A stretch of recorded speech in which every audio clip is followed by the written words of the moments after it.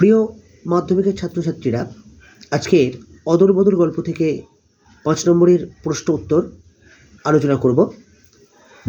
অদল বদল গল্পের অমৃত চরিত্রটি তোমার কেমন লেগেছে সংক্ষেপে আলোচনা করো।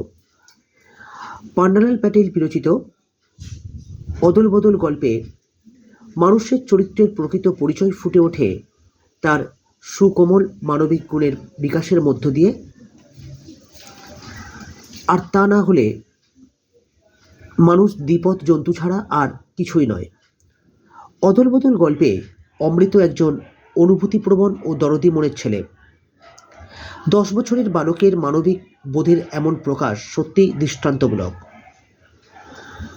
গল্পে অমৃত একটু জেদি স্বভাবের। ইসাবের মতো নতুন জামা নেবে বলে সে একেবারেই অনড়।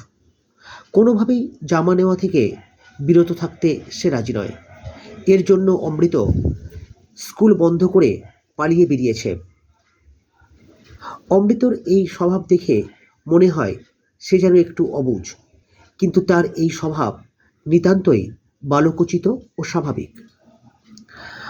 অমৃতর আসল পরিচয় পাওয়া যায় তার অকৃত্রিম বন্ধুপ্রীতিতে।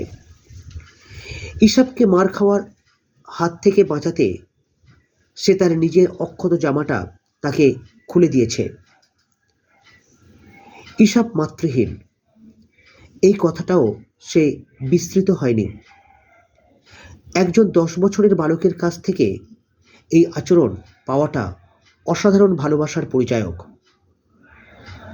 গল্পকার অমৃত চরিত্রের মধ্য দিয়ে এই মানবিক বোধের দৃষ্টান্ত স্থাপন করে ধর্মীয় বাধাবিহীন সম্পর্ককে প্রকাশিত করতে চেয়েছেন, আর তাতেই অমৃত চরিত্রটি আমাদের হৃদয় ছুঁয়ে গেছে।